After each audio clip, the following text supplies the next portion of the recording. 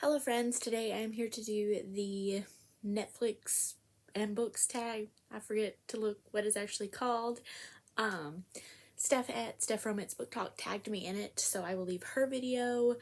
And I forgot to write down the originals, but I'll leave everything she left for the originals down below as well, and it'll be on her video in case I mess something up. So question number 1 is recently watched the last book you finished reading, and I finished The Lineup by Megan Quinn yesterday on the Kindle. It's on KU. It's a baseball romance. I didn't love it. I ended up giving it 4 stars. The hero and I just didn't get along.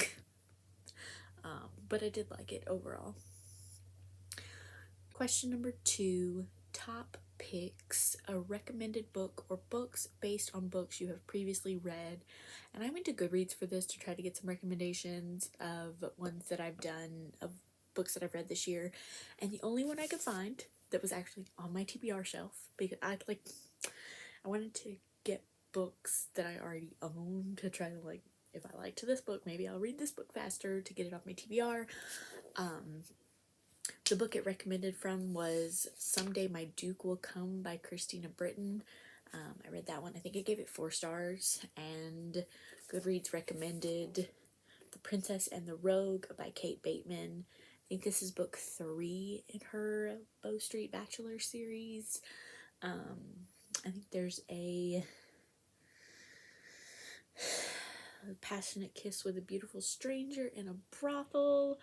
And then he finds out that she may be a missing runaway Russian princess.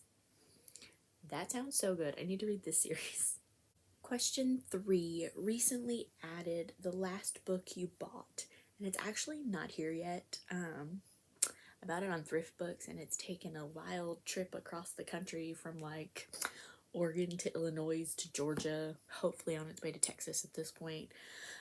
But it's Forbidden Promises by Katie Robert. I realized I was missing one in her O'Malley series, and so I ordered it so I could do I wanted to read it for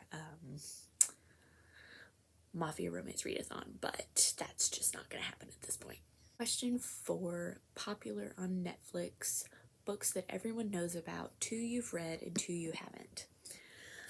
So for the 2 that I have read, I went with Well Met by Jen DeLuca, Renaissance Fair romance, and then The Simple Wild by K.A. Tucker. I don't think I can do a tag video without mentioning this book. Yeah, anyway, everybody knows about those 2.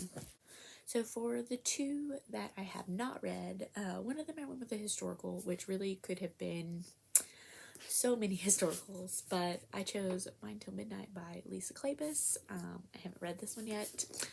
And I also went with Spoiler Alert by Olivia Day. I haven't read this one yet. Question 5, comedies, a funny book. And I went with Kiss My Cupcake by Helena Hunting. This one is, I think it's her newest standalone. It's the newest one I have anyway. This one is about a bakery and cocktail bar owner who is right next door to a like sports bar axe throwing situation, which I don't know if those 2 should be in the same spot, but it's that great like bantery enemies to lovers that I really like, and so I really loved this book, and I thought it had a lot of really funny moments in it. Question 6, dramas, a character who is a drama queen or king. I went with Ivy from the Wicked series. This came out here. This came out in 2014, and I didn't read it until 2021, so maybe that's on me. But I just felt like Ivy, every time she made a decision, she made it, like, I was going to say dramatically, but she did everything to, like, the extreme of what she should be doing and what she should not be doing. She always went too far, I felt like. So that's why I'm considering her drama queen. Question 7, animated, a book with an illustrated cover, and there's so many illustrated covers still. I went with one that I'm currently reading. It's a newer release. I'm about halfway through it, and I went with The Secret Bridesmaid by Katie Burkall. it's set in, well, it started in London. They're like traveling to someplace else right now, but I love the like English estate setup, and yeah, I don't know. I really like the cover. Like I said, I'm currently reading it, so. Question 8, watch it again, a book or series that you want to reread. I am not a rereader. Every tag has something about rereading, and I don't do it. I don't know why. There's so much else out there. I don't know. Moving on. Question 9, documentaries. Recommend a nonfiction book everyone should read. And I don't read much nonfiction. I think it's actually been quite a few years since I've read a nonfiction. So I switched this question up to nonfiction I want to read. So my best friend bought and read this, and then she gave it to me to read, and I haven't yet. I've only had it a couple weeks though, so that's not terrible. But I told her I watched this HBO Max documentary, I'll Be Gone in the Dark by Michelle McNamara is the book that the documentary centered around her writing. One woman's obsessive search for the Golden State Killer. Yeah, I'm a true crime, I was gonna say fan, but that sounds kind of bad. I like listening to true crime podcasts. I like watching true crime documentaries. So my friend told me to read this one, and I probably will at some point. I don't know when. And then there's also one of the podcasts that I listen to is called Red Handed. It's two British women. They wrote a book. I'm not entirely sure what the book is called because, again, my friend is the one who told me about the podcast, and she was like, I already have this book pre-ordered, so you could just borrow it when I'm done. So, true crime nonfiction is what I want to read. That's how I'm answering the question. Question 10, action and adventure, an action-packed book. This is one that I read last weekend. I read it all in a day, and I like it's Here With Me by Samantha Young. This is book 1 in her Adair family series. This is like a romantic suspense. There's somebody like attacking people. There's somebody like leaving weird messages, and then somebody ends up actually getting murdered. And like I said, I read it all in one day. It is 511 pages, and I was never bored. I never wanted to put it down. I was so like entranced by this book. I gave it 5 stars, and it would, yeah, action packed. I would go with this.